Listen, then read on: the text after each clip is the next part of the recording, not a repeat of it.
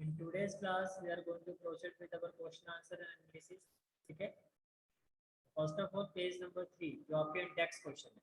First question is which of the following are matter. आपसे पूछा जा रहा है कि इसमें से कौन मैटर. मैटर के लिए क्या कंडीशन थी हमारी. मैटर उसको कहा जाता है जो स्पेस ऑक्यूपाई करता है, जिसका कोई मास होता है. ठीक है. तो बेसिकली अब आप आंसर किस तरह से दोगे. फर्स्ट ऑफ ऑल आप ये देखो कि मैटर किसको कहा जाता है. एनीथिंग दैट हैज मास, इसका मास होता है और जो स्पेस को ऑक्यूपाई करता है and can be felt by any one of our 5 senses. हमारे में 5 सेंसेस होती है. ठीक है. अगर किसी भी एक सेंसेस से हम उस चीज को फेल्ट कर सकते हैं तो वो मैटर है. समझ में आ रही चीज को. नेक्स्ट स्मेल कर सकते हैं, टेस्ट कर सकते हैं, देख सकते हैं, कुछ भी अगर हम कर सकते हैं. ठीक है. Is called matter. इसको क्या कहा जाता है. मैटर कहा जाता है.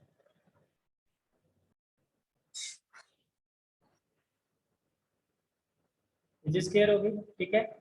Therefore the following items are matter. अब जो आपको ऑप्शन में दिया गया है उसमें जो मैटर कौन कौन होगा. एक तो चेयर होगा. चेयर क्यों होगा. चेयर का मास होता है. चेयर स्पेस ऑक्यूपाई करता है. ठीक है. एयर, एयर में भी पार्टिकल्स होते हैं, उनका मास होता है, स्पेस ऑक्यूपाई करते हैं. एयर को भी हम फील कर सकते हैं. होता है ना, पता लगता है ना कि हवा है. जब हवा चलती है तो हम उसको फील कर पाते हैं अपनी सेंसेस से. तो एयर भी क्या है आपका मैटर. एलिमेंट्स भाई, बादाम को तो वैसे ही आप उसका मास होता है, उसका स्पेस, वो स्पेस ऑक्यूपाई करते हैं. हैट, कोई भी हैट होगी उसका मास होगा, स्पेस ऑक्यूपाई करेगी. Smell of perfume, smell of perfume, perfume की स्मेल आ जाती है ना, तो जो हमारी सेंसेस है वो काम कर रही है ना. हमारी सेंसेस परफ्यूम की स्मेल को देख कोई भी, मैंने क्या कहा था, कोई भी अगर एक सेंसेस उस चीज को फैल कर पाए तो वो मैटर है. परफ्यूम को हम स्मेल कर पाते हैं तो हमारी सेंसेस काम कर रही है ना, हम फैल कर रहे हैं उसको, तो वो भी मैटर है. और कोल्ड ड्रिंक, कोल्ड ड्रिंक तो वैसे ही पता है आपको, उसका मास होता है और क्या करता है, स्पेस ऑक्यूपाई करता है. यहाँ पे समझ में आ रही है सारी चीजें, तो डाउट तो नहीं है. ठीक है.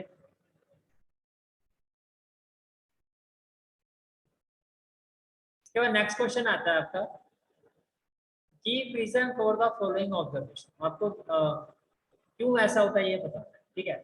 अच्छा ये भी बताया था यहाँ पर जो मैटर नहीं था क्यों चल रहा होता है. क्या लव को का कोई स्पेस होता है. लव को हम फील कर पाते हैं.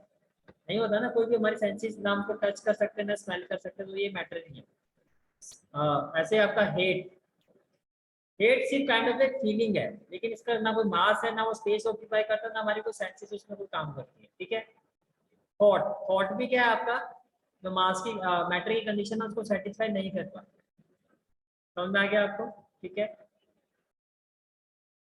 Give reason for the following observation. ऐसा क्यों होता है आपसे पूछा जा रहा है. क्या. The smell of hot seasoning food reaches you several metre away. तो जब खाना गर्म होता है तो अगर हम डिस्टेंस में भी खड़े हो तो भी हमें हमारे तक उसकी स्मेल आ जाती है. होता है ऐसा. ठीक है. But to get the smell from cold food you have to go close. लेकिन अगर खाना ठंडा हो उसको स्मेल करना तो अब उसके पास जाना पड़ता है. ऐसा क्यों होता है बताओ.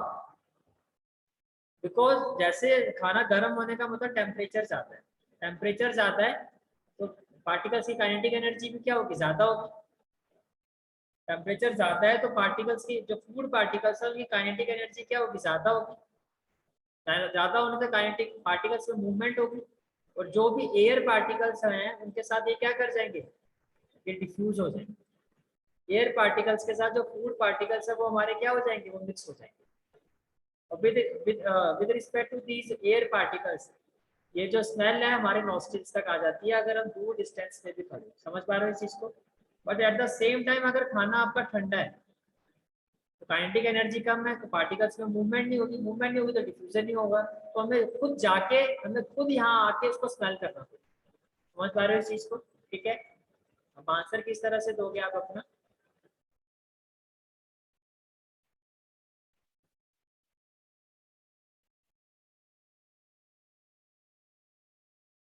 This is how to represent the answer. The smell of hot seasoning food reaches several meters away as the particles of hot food have more kinetic energy. जो गर्म खाना होता है उसकी पार्टिकल्स की जो काइनेटिक एनर्जी होती है वो क्या होती है, ज्यादा. ठीक है. And hence the rate of diffusion is more. Kinetic energy ज्यादा होगी तो मूवमेंट भी ज्यादा होगी. ठीक है. Then the particles of cold food. ये चीज समझ पा रहे हो. क्लियर हो गया क्वेश्चन. ठीक है. फिर नेक्स्ट क्वेश्चन आता है आपका, a diver is able to cut through water in a swimming pool. कभी स्विमिंग की है, देखा किसी को करते हुए? टीवी में तो देखा ही होगा। जब स्विमर स्विमिंग करता है तो वो क्या करता है, वो पानी को ऐसे चीरता हुआ आगे जाता है ना, पानी को तो वो अपने हाथ चलाता है तो पानी के अंदर उसके हाथ जाते हैं फिर बाहर आते हैं। ये कहा जा रहा है कि जो डाइवर होता है, जो स्विमर होता है, able to cut through water in a swimming pool, वो पानी को कट करता हुआ आगे बढ़ता है। Which property of matter does this observation show? ये ऑब्जर्वेशन किस प्रॉपर्टी को शो करती है? अच्छा ये बता, लिक्विड में पार्टिकल्स में स्पेस होता है नहीं होता? होता है, right? So how will we represent the answer? A diver is able to cut through water in a swimming pool. This shows that particles of matter have intermolecular space. ये क्या show करता है? ये जो पार्टिकल्स होते हैं matter के, उनके बीच में क्या होता है? इंटरमोलिकुलर स्पेस होता है। कौन सा स्पेस होता है? Intermolecular. The intermolecular spaces in liquid are enough to let divers pass through. इस इंटरमोलिकुलर स्पेस की वजह से जो डाइवर होता है वो उसको कट करते हुए आगे जाता है। समझ में आ रहे हैं? ठीक है, क्लियर है यहाँ तक?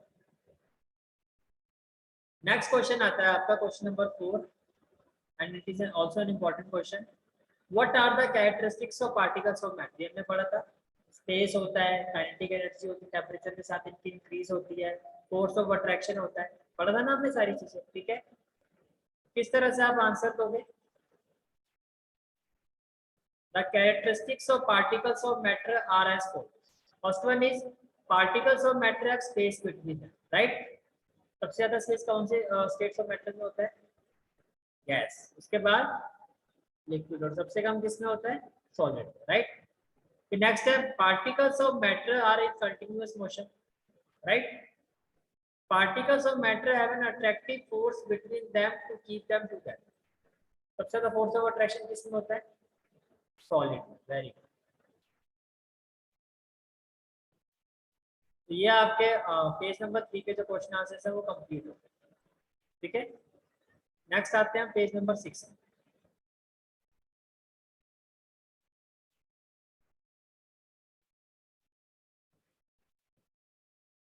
First question is the mass per unit volume of a substance is called density. तो डेंसिटी किसके इक्वल होता है? मास अपॉन वॉल्यूम, ठीक है? Arrange the following in order of increasing density. अब देखो सिंपल सी बात है, इसमें आपको एक चीज देखनी है कि जो डेंसिटी का फॉर्मूला होता है वो क्या होता है? Mass upon volume. ये समझ में आ रहा है? ठीक है? कैन आई से दैट देखो डेंसिटी भी न्यूमरेटर में और जो आपका मास है वो भी न्यूमरेटर, तो जितना हाई मास होगा उतनी हाई डेंसिटी होगी। ये समझ पा रहे हो? डेंसिटी न्यूमरेटर में है और वॉल्यूम कहाँ पर है? डिनोमिनेटर में।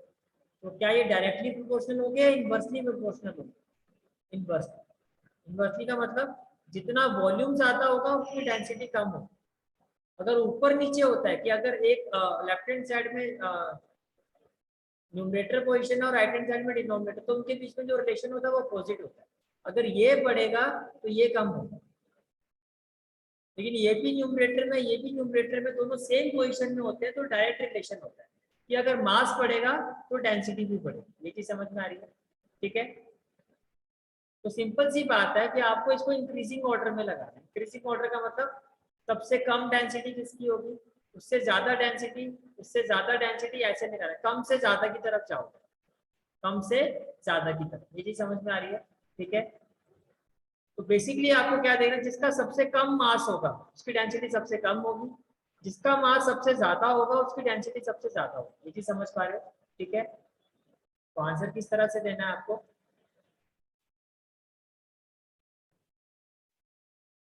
कि जो डेंसिटी होता है वो किसके इक्वल होता है? Mass upon volume. अगर मास ज्यादा होगा तो डेंसिटी भी ज्यादा, अगर मास कम होगा तो डेंसिटी कम होगी। ये चीज समझ में आ रही है? तो सबसे कम मास किसका होता है? एयर का। तो एयर की डेंसिटी सबसे कम होती है। एयर से ज्यादा मास किसका होता है? Exhaust from chimney. चिमनी से जो एग्जॉस्ट होता है उसमें जो पार्टिकल्स होते हैं कंपेयर टू एयर जो होते हैं ज्यादा हैवी होते हैं, उनका मास ज्यादा होता है, तो इसकी डेंसिटी एयर से ज्यादा होगी। कॉटन की डेंसिटी जो है वो एग्जॉस्ट फ्रॉम चिमनी से ज्यादा होती है। वाटर का जो डेंसिटी होता है वो कॉटन से ज्यादा होता है। यानी कि सेम क्वांटिटी का आप वाटर ले लो, सेम क्वांटिटी का वाटर ले लो, तो वाटर ज्यादा हैवी होगा, तो वाटर का मास ज्यादा, तो वाटर की डेंसिटी ज्यादा। ये समझ पा रहे हो? ठीक है। हनी का जो मास होता है वो वाटर पार्टिकल से ज्यादा होता है, तो हनी की डेंसिटी वाटर से क्या होती है, ज्यादा। हनी से ज्यादा जो मास होता है वो चॉक पार्टिकल्स का होता है, तो चॉक की डेंसिटी हनी से ज्यादा होती है। और आयरन तो नाम से पता चल रहा है कि आयरन का जो मास होता है वो सबसे ज्यादा होता है। ये भी समझ में आ रही है? ठीक है।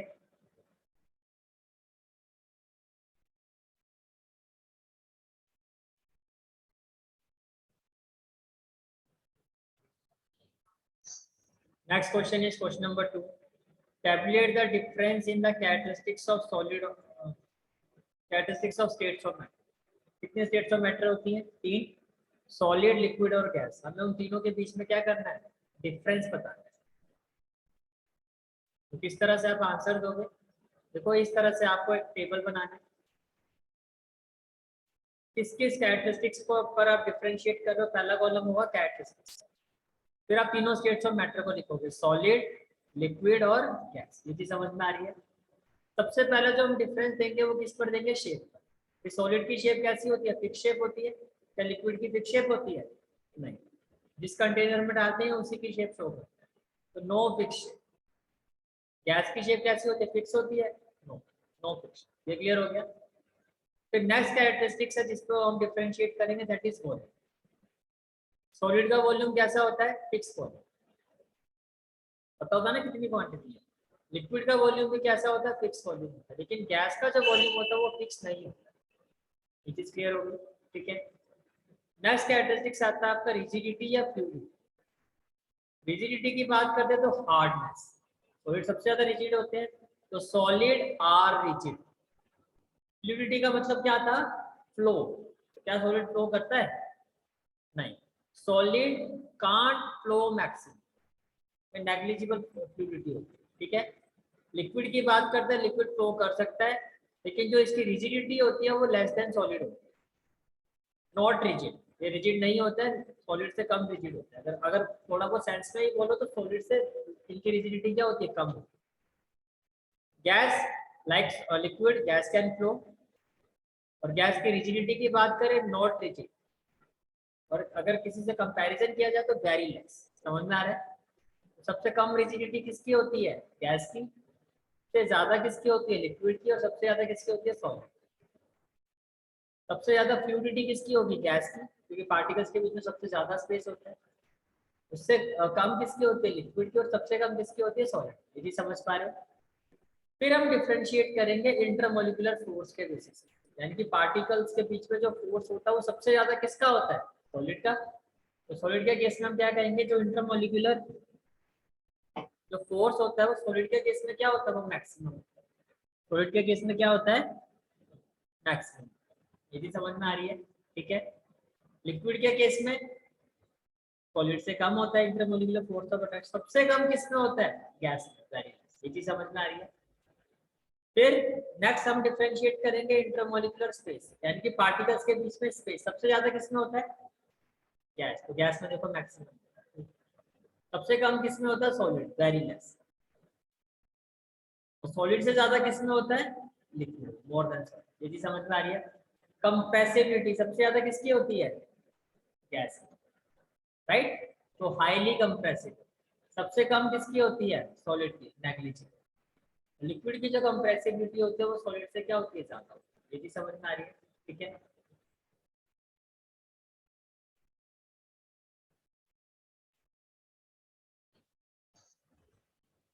नेक्स्ट है part B, comment upon the following. इस पर आपको कमेंट करना है, किस पर, rigidity, compressibility, fluidity, filling a gas container, shape, kinetic energy and density. एक एक करके हमें इन सभी टर्म्स पर क्या करना है, कमेंट करना है। तो सबसे पहले देखो क्या आता है आपका, रिजिडिटी। रिजिडिटी क्या होता है, the tendency of a substance to retain और मेंटेन देयर शेप। रिजिडिटी को वैसे हम क्या कहते हैं, हार्डनेस। तो हार्डनेस का मतलब यही होता है ना कि वो अपनी शेप को मेंटेन करता है, ज्यादा जोर लगाओगे तो टूट जाएगा। इसीलिए कहा जाता है जो सॉलिड होता है सबसे ज्यादा क्या होता है, रिजिड होता है। When subjected to outside force, अगर जितनी ज्यादा रिजिडिटी होगी जितना मैक्सिमम फोर्स लगाएंगे उतना ही मुश्किल होगा उसकी शेप को चेंज करना। समझ में आ रहा है? नेक्स्ट क्या था, कंप्रेसिबिलिटी। कंप्रेसिबिलिटी का मतलब क्या होता है? It is the ability to be reduced to a lower volume when force is applied.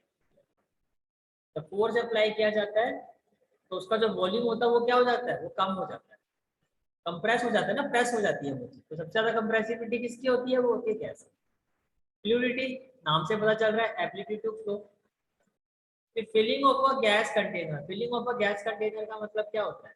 Filling of a gas container का मतलब ये हुआ कि gases have particles which vibrate randomly in all the direction।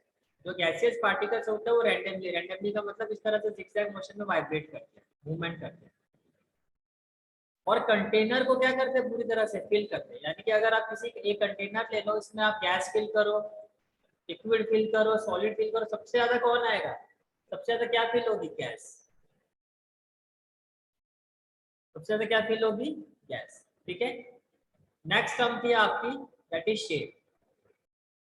Shape, shape का मतलब सबसे ज्यादा देखो शेप डिपेंड करता है इंटरमोलिकुलर फोर्स ऑफ अट्रैक्शन। जितना फोर्स ऑफ अट्रैक्शन स्ट्रांग होगा उतना ही ज्यादा क्या होगा? डेफिनेट शेप होगा। तो वो किसके केस में होता है? सॉलिड के केस में होता है, राइट? तो solid have maximum intermolecular force and definite shape. Solid में जो पार्टिकल्स होता है उनका इंटरमोलिकुलर फोर्स क्या होता है? मैक्सिमम होता है। और शेप कैसी होती है? डेफिनेट होती है। Whereas liquid and gases takes the shape of the container। लेकिन लिक्विड और गैसेस की डेफिनेट शेप नहीं होती है। वो क्या करते हैं? जिस कंटेनर में डालोगे उन्हीं की शेप शो करते हैं, उस कंटेनर की शेप दिखाते हैं। Is it clear? ठीक है।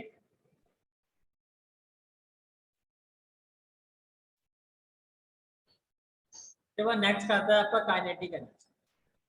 The energy possessed by particles due to their motion. एक ऐसी एनर्जी जिसकी वजह से पार्टिकल्स में क्या होता है? मोशन होता है। उस एनर्जी को हम क्या कहते हैं? Kinetic energy. बेसिकली जो पार्टिकल्स मूव करते हैं, यानी कि जो मोशन शो करते हैं, किस एनर्जी की वजह से शो करते हैं? Kinetic energy. और हमने क्या पढ़ा था? जैसे टेम्परेचर राइज होता है काइनेटिक एनर्जी बढ़ती है, कम होती है? बढ़ जाती है, इंक्रीज हो जाती है। इस कॉल्ड काइनेटिक एनर्जी। तो सबसे ज्यादा काइनेटिक एनर्जी किसकी होती है? गैस पार्टिकल्स है काइनेटिक एनर्जी। तो इसमें भी कमेंट कर दिया हमने काइनेटिक एनर्जी को। फिर लास्ट था आपका density.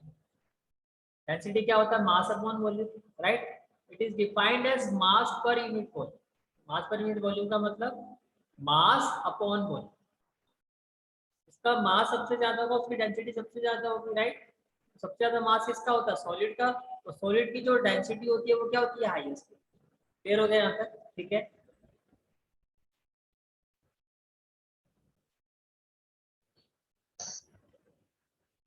Next question is deep reason. A gas fills completely the vessel in which it is kept। आपसे वो रीजन पूछा जा रहा है। अभी हमने बात की थी ना कि गैस को जिस कंटेनर में डालता है उस कंटेनर में पूरी तरह से वो फिल हो जाता है। ये था ना अभी हमने, फिलिंग अ गैस कंटेनर। वो रीजन पूछ रहा है कि ऐसा क्यों होता है, क्या रीजन है इसका। तो आप आंसर किस तरह से दोगे? आपका आंसर होगा there is a little force of attraction between particles of gas. Particles of gas के बीच में फोर्स ऑफ अट्रैक्शन, जिसको हम कहते हैं इंटरमोलिकुलर फोर्स ऑफ अट्रैक्शन, बहुत कम होता है। इसकी वजह से जो ये पार्टिकल्स होते हैं वो फ्रीली मूव करते हैं। भाई फोर्स था ही नहीं पार्टिकल्स के बीच में, तो फ्रीली मूव करते हैं इन ऑल डायरेक्शन। मैंने कहा था ना zigzag मोशन में, लाइक दिस। ठीक है। Therefore gas completely fill the vessel with which it is kept. और यही रीजन होता है जिसकी वजह से वो वेसल में पूरी तरह से क्या होता है? गैस फिल होती है। क्लियर है यहाँ पर? ठीक है। नेक्स्ट पार्ट है आपका, a gas exert a pressure on the walls of the container.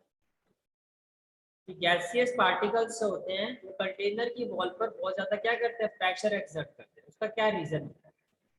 या आंसर किस तरह से दोगे आप? Freely moving particles of gas. ऐसे हमने कहा ना कि पार्टिकल्स के बीच में इंटरमोलिकुलर फोर्स नहीं होता है, ना के बराबर होता है, नेग्लिजिबल होता है। जिसकी वजह से जो पार्टिकल्स होते हैं गैस के वो फ्रीली मूव करते हैं। फ्रीली मूवमेंट, जब वो फ्रीली मूव करते हैं zigzag मोशन में, तो क्या करते हैं? Hit the walls of its container. तो कंटेनर की वॉल को क्या करते हैं? कंटिन्यूसली हिट करते हैं, randomly. Therefore, such random and erratic motion of a gaseous particle, ये इस तरह से जो रैंडम मूवमेंट होती है, exert pressure on the walls of the container, which is clear होगा। ठीक है। नेक्स्ट पार्ट है आपका, a wooden table should be called a solid. Wooden table को क्या कहा जाना चाहिए? सॉलिड। भाई सॉलिड किसी चीज को कब कहोगे? जब वो सॉलिड की प्रॉपर्टी शो करेगा। अगर सॉलिड की कैरेक्टरिस्टिक शो करेगा कि भाई डेफिनेट शेप होती है, फिक्स वॉल्यूम होता है, intermolecular force of attraction maximum होता है, तो आप क्या कहोगे? भाई ये सॉलिड है। तो टेबल को सॉलिड क्यों कहा जाता है? उसका रीजन क्या आपसे पूछा जाता है, तो आप क्या कहोगे? A wooden table has a definite shape. जो वुडन टेबल होता है उसकी डेफिनेट शेप होती है, और डेफिनेट क्या होता है? Volume. It is very rigid, और बहुत ज्यादा क्या होता है? हार्ड होता है, and can not be compress, और आप इसको कंप्रेस भी नहीं कर सकते। That is it has the characteristics of a solid. तो सॉलिड के सारे कैरेक्टरिस्टिक्स शो कर रहा है ना, डेफिनेट शेप है, डेफिनेट वॉल्यूम है, रिजिड भी है, कंप्रेस भी नहीं कर सकते। That is it has the characteristics of a solid, hence a wooden table should be called a solid. is it clear? wooden table को क्या कहा जाना चाहिए? solid.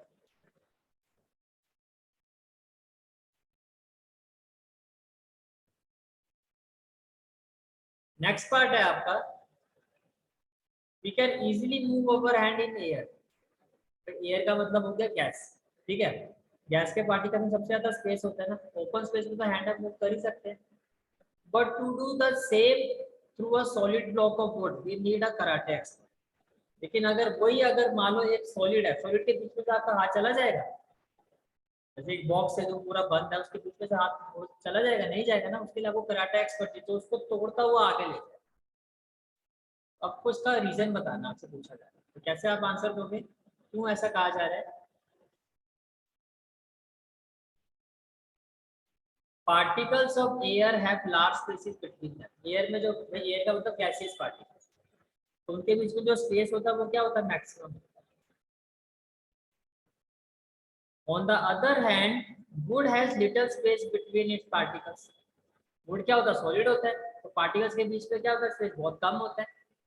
Also it is rigid. Rigid का मतलब जो अपनी शेप को एक्सटर्नल फोर्सेस पर चेंज नहीं होने देगा। यही होता है ना, मेंटेन करेगा। तो बहुत ज्यादा स्ट्रॉन्ग फोर्स चाहिए अगर वहां से आपको अपना हैंड पास करना। For this reason we can easily move our hand in air. Air particles के बीच में से खाली जगह से तो हाथ तक मूव कर ही सकते हैं आसानी से। But to do the same through a solid block of wood we need a karate expert. लेकिन अगर सॉलिड ब्लॉक ऑफ वुड के थ्रू आपको हैंड अपना मूव करना है तो we need a karate expert. Is it clear? ठीक है।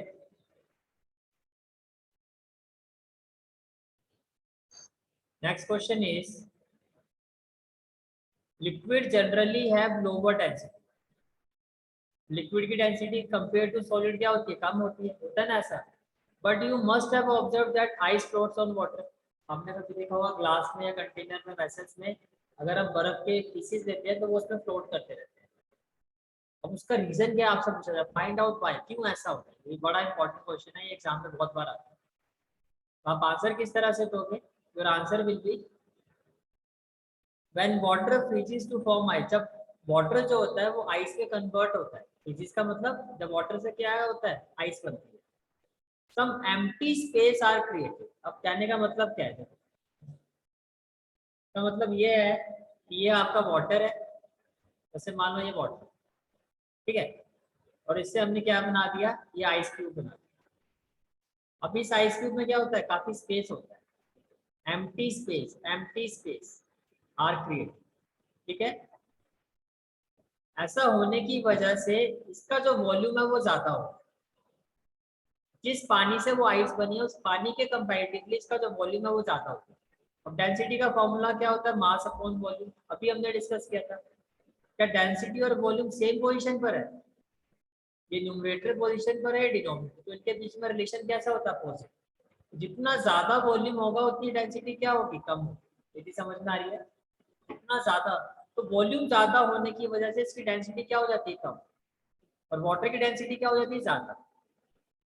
जो हल्का होगा, डेंसिटी कम होने का मतलब वो हल्का होगा। तो हल्की चीज तो भारी चीज, हल्की चीज तो फ्लोट करेगी। लाइटर वेट होगा तो फ्लोट करेगा ना। तो यही रीजन, क्या रीजन होता है? कि इसकी जो डेंसिटी होती है, स्पेस ज्यादा होने की वजह से वॉल्यूम बढ़ जाता है, इससे डेंसिटी कम हो जाती है। ठीक है, तो आंसर किस तरह से दोगे? When water freezes to form ice, some empty space are created. As a result, volume increases for the same mass of water. जिस पानी से आपने आइस क्यूब बनाया था ये, उस आइस क्यूब का वॉल्यूम जो है इससे ज्यादा होता है, और अगर वॉल्यूम ज्यादा है तो इसकी डेंसिटी इससे कम होती है. In other words, mass per unit volume और density of ice is lower than that of water. कि जो इसकी डेंसिटी पानी से कम होगी, तो ये जो आइस है वो पानी में क्या करती है, फ्लोट. समझ पा रहे हो इस चीज को? ठीक है.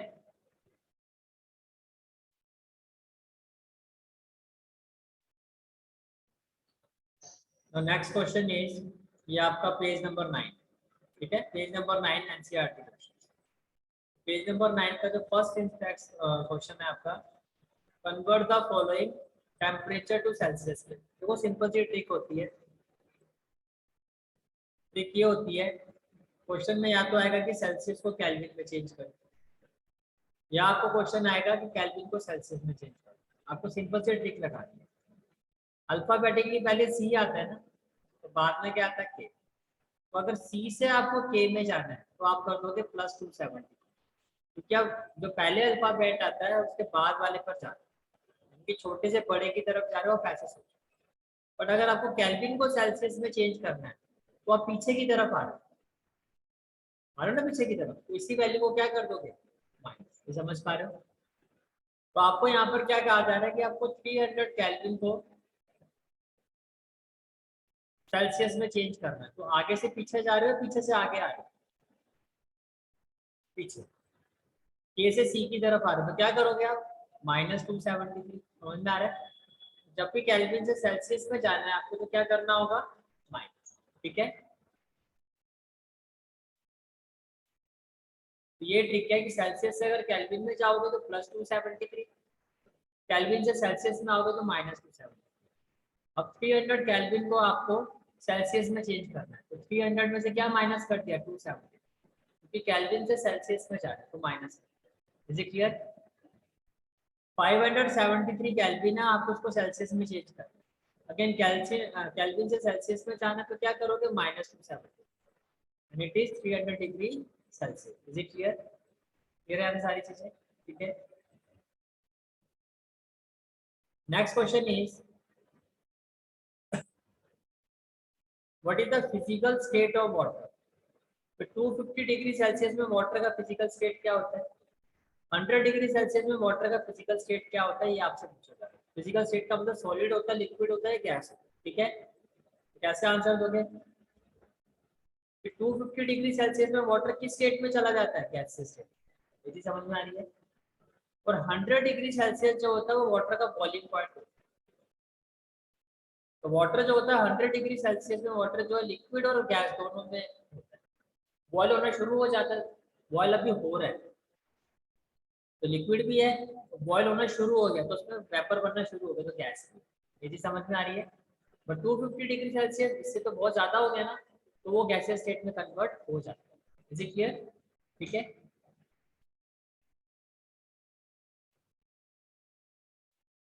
नेक्स्ट क्वेश्चन है आपका, for any substance why does the temperature remain constant during the change of state. बताओ कौन सी हीट के बारे में बात की थी हमने.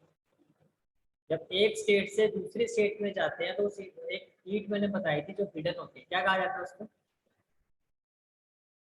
Latent heat. सॉलिड से लिक्विड में जाते तो उस हीट को क्या कहते हैं, latent heat of fusion. Very good. और अगर लिक्विड से गैसियस स्टेट में जाते तो क्या कहते हैं, लेटेंट हीट ऑफ वेपराइजेशन. ये क्लियर है आपको? ठीक है. यही आपसे पूछा जा रहा है. एक्चुअल में क्या होता है, जैसे कि सॉलिड जो है जब लिक्विड में चेंज होता है, जो हीट इस सॉलिड को दी जाती है चेंज होने के लिए, वो कहाँ यूज हो जाती है, इसके पार्टिकल्स के बीच में जो फोर्स ऑफ अट्रैक्शन है उनको ब्रेक करने में यूज होता है. इससे जो बर्फ वाला पानी होता है और जो बर्फ होती है उसका टेम्परेचर सेम ही होता है. वो हीट से टेम्परेचर नहीं बढ़ा, वो हीट कहाँ पर यूज हो गई, इन पार्टिकल्स के बीच में जो फोर्स है उसको ब्रेक करने में. ये चीज समझ में आ रही है? ठीक है.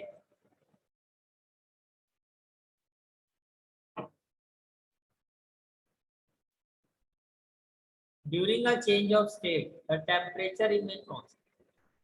जब हम स्टेट को चेंज करते हैं तो टेम्परेचर क्या रहता है आपका, constant. This is because all the heat supply to increase the temperature, जो भी हीट हम सप्लाई करते हैं टेम्परेचर को इंक्रीज करने के लिए, इज यूटिलाइज्ड। कहाँ पर यूज हो जाती है? चेंजिंग द स्टेट, स्टेट को चेंज करने में वो हीट यूज हो जाती है। स्टेट को चेंज करने का मतलब कि जो उस स्टेट में जो फोर्स ऑफ पार्टिकल्स होते हैं, जो जो स्टेट के पार्टिकल्स होते हैं उनके बीच में जो फोर्स ऑफ अट्रैक्शन होता है उसको ब्रेक करना by overcoming the force of attraction between the particles. क्योंकि जब तक पार्टिकल्स के बीच में फोर्स ऑफ अट्रैक्शन चेंज नहीं होगा, स्टेट चेंज नहीं होगा। तो इसी हीट को हम कहते हैं latent heat. Therefore this heat does not contribute in increasing the temperature of substance, इसलिए जो टेम्परेचर है वो चेंज नहीं होता है। क्योंकि वो हीट कहाँ पर यूज हो जाती है? पार्टिकल्स के बीच में जो फोर्स ऑफ अट्रैक्शन है उसको ओवरकम करना। Is it clear? This is a very important question.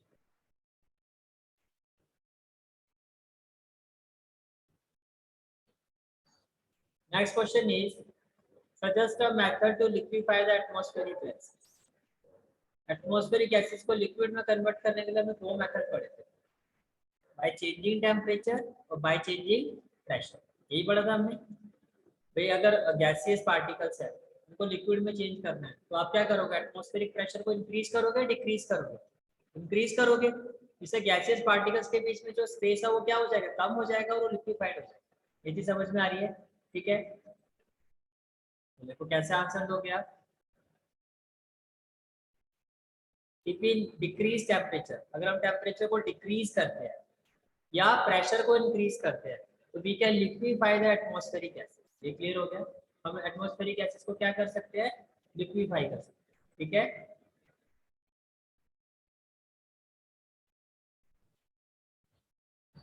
अब नेक्स्ट आता है आपका page number 10 in textbook. Why does a desert cooler cool better on a hot dry day?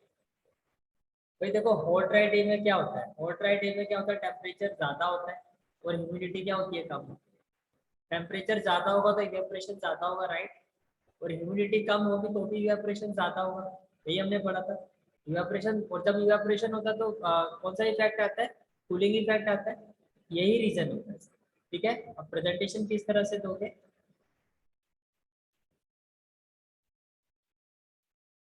A hot dry day means the temperature of atmosphere is high. Hot dry day का मतलब क्या है कि जो temperature है वो high है और जो ह्यूमिडिटी ऑफ एयर है वो कम है, यानी कि ह्यूमिडिटी कम है। और दोनों ही रीजन क्या है? अगर टेम्परेचर हाई होगा तो इवेपोरेशन हाई होगा और ह्यूमिडिटी लो होगी तो भी इवेपोरेशन हाई होगा, यानी कि इवेपोरेशन हाई। और जब इवेपोरेशन होता है तो कौन सा इफेक्ट आता है? Cooling effect. Both these factors increases the rate of evaporation and thus enormous cooling is produced. Is it clear? ठीक है, पेज नंबर 10 के जितने भी इंडेक्स क्वेश्चन आपके सारे बड़े इंपॉर्टेंट। ठीक है, how does the water kept in an earthen pot मटका बिकम कूल ड्यूरिंग समर? क्या कहा जा रहा है कि जब हम पानी को मटके में रखते हैं, देखो होता क्या है, जैसे कि ये आपका एक अर्थन पॉट, ठीक है। अब इसमें क्या होते हैं? छोटे छोटे पोर्स। क्या होते हैं? छोटे छोटे पोर्स, ऐसे छोटे छोटे छेद होते हैं। इन छोटे छोटे पोर्स में से क्या होता है? जो पानी है, जो पानी है वो बाहर आता है, पानी बाहर आता है। ठीक है, अब जब इस अब होता क्या है? ड्यूरिंग समर क्या होता है? Because of the high temperature ये वाटर क्या होता रहता है? इवेपोरेट होता रहता है। पानी इवेपोरेट होगा तो कौन सा इवेपोरेशन में कौन सा इफेक्ट आता है? Cooling effect. उस कूलिंग इफेक्ट की वजह से जो पानी अंदर का होता है वो क्या रहता है? ठंडा रहता है। समझ में आई? ठीक है, आंसर किस तरह से दोगे आप?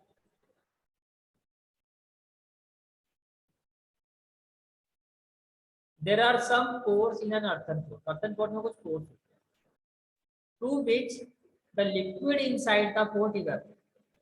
तो लिक्विड होता है वो क्या होता रहता है? इवेपोरेट होता है। This evaporation makes the water inside the pot cool.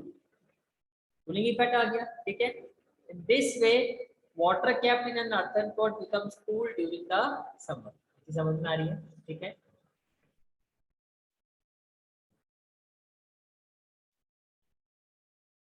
Next question is Why does our palm feel cold when we put some acetone or petrol or perfume on it? देखो ये कुछ volatile substances होते हैं जो बहुत ही कम temperature में evaporate हो जाते हैं। समझ में आ रहा है? कौन से सब्सटेंसेस होते हैं? वोलेटाइल। वोलेटाइल का मतलब बहुत ही कम टेम्परेचर में ये इवेपोरेट हो जाते हैं। और जब इवेपोरेशन होगा तो कौन सा इफेक्ट आएगा?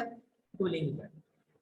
इवन मतलब ये देखो आप कि हमारे हैंड की जो हीट होती है, हमारे पाम की जो हीट होती है, हीट ऑफ अवर पाम, ये उसी से क्या हो जाते हैं? इवेपोरेट हो जाते हैं। इतनी समझ में आ रही है? ठीक है, तो उसी से क्या हो जाते हैं? इवेपोरेट हो जाते हैं। इस तरह से आंसर तो क्या?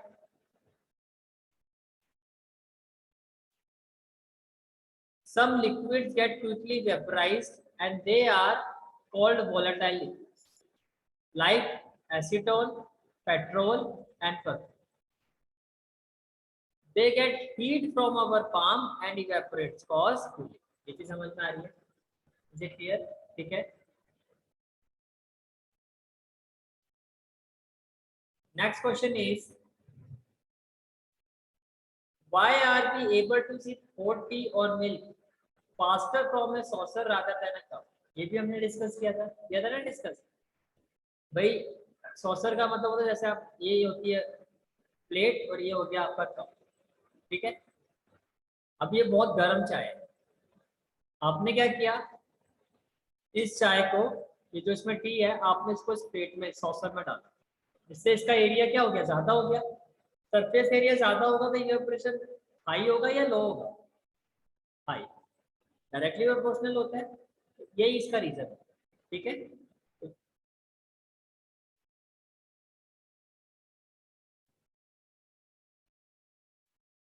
How will you give the answer? A liquid has a larger surface area in a saucer than in a cup, right? Thus it evaporates faster. Area ज्यादा होने की वजह से ये फास्टर क्या होता है? Evaporate and cools faster in a saucer than in a cup. भाई कप में जो टी का एरिया होता है वो कम होता है, सॉसर में एरिया क्या हो गया? ज्यादा हो गया। एरिया ज्यादा होने की वजह से इवेपोरेशन जल्दी होगा, इवेपोरेशन जल्दी होने की वजह से वो जल्दी चाय ठंडी हो जाएगी और हम आराम से उसको पी सकते हैं। ठीक है, for this reason we are able to see hot tea or milk faster from the saucer than a cup. Is it clear? ठीक है, next question is, what type of clothes should we wear in summer? आजकल गर्मियों का दिन है। ठीक है, अब देखो आपने टी शर्ट पहनी हुई है, मैंने टी शर्ट पहनी हुई है, क्यों? क्योंकि ये जो हम कपड़े पहनते हैं गर्मियों में वो कैसे क्लॉथ होते हैं? Cotton cloth. जैसे कि मान लो ये टी शर्ट, ठीक है, और किसकी है ये टी शर्ट? कॉटन। अब जब स्वेटिंग होती है गर्मी में तो कॉटन क्या होता है? वो स्वेट को एब्जॉर्ब कर लेता है। क्या कर लेता है? एब्जॉर्ब। और जैसे हाई टेम्परेचर की वजह से जो स्वेट होता है वो इस कॉटन क्लॉथ से क्या होता रहता है? इवेपोरेट होता रहता है। इवेपोरेट होगा तो कौन सा इफेक्ट आएगा? Cooling effect. यही तो हम चाहते हैं। समझ में आ गया? ठीक है, how will be represent the answer? We should wear cotton clothes. हमें कैसे कपड़े पहनने चाहिए? कॉटन के। We should wear cotton clothes in summer. Why? During summer we sweat more. तो गर्मियों में ज्यादा से ज्यादा पसीना आता है, मानते हो इस चीज को? ठीक है, on the other hand cotton is good absorber of water. This is very important. भाई जो हम कॉटन के कपड़े पहनते हैं वो ज्यादा से ज्यादा पानी को, पानी का मतलब जो स्वेट आता है इनका फॉर्म ऑफ वाटर ही होता है ना, तो ज्यादा से ज्यादा वाटर को क्या करता है? एब्जॉर्ब करता है। जितना स्वेट है हमारी बॉडी से एब्जॉर्ब करेगा उतने ज्यादा वो इवेपोरेट होगा, और जितना इवेपोरेट होगा उतना हमारे ऊपर क्या आएगा? कूलिंग इफेक्ट आएगा। समझ में आ रही है बात? ठीक है, does it absorb sweat from our body? तो cotton being a good absorber of water, तो क्या करता है? ये ज्यादा से ज्यादा स्वेट को हमारी बॉडी से क्या करता है? एब्जॉर्ब करता है। अब वो स्वेट कहां पर आ गया? कॉटन क्लॉथ के ऊपर आ गया सारा स्वेट। ठीक है, and exposes the liquid to the atmosphere. अब जो लिक्विड है वो कॉटन क्लॉथ के ऊपर है, तो एटमॉस्फेयर के में एक्सपोज हो रहा है वो। तो एटमॉस्फेयर से जब सनलाइट इसको कॉटन क्लॉथ के ऊपर आएगी तो वो वाटर क्या होगा? इवेपोरेट होगा। ठीक है, making evaporation faster. During this evaporation, particles on the surface of liquid gain energy. तो जब पार्टिकल्स इवेपोरेट होंगे उनको एनर्जी चाहिए, तो अपने साथ वो कौन सी एनर्जी लेके जाएंगे? हीट एनर्जी, तो हीट वहां से चली गई ना, तो पीछे से कौन सा इफेक्ट आएगा, cooling effect from our body surface making the body cool. ये भी समझ में आ रही है, एनी डाउट? ठीक है,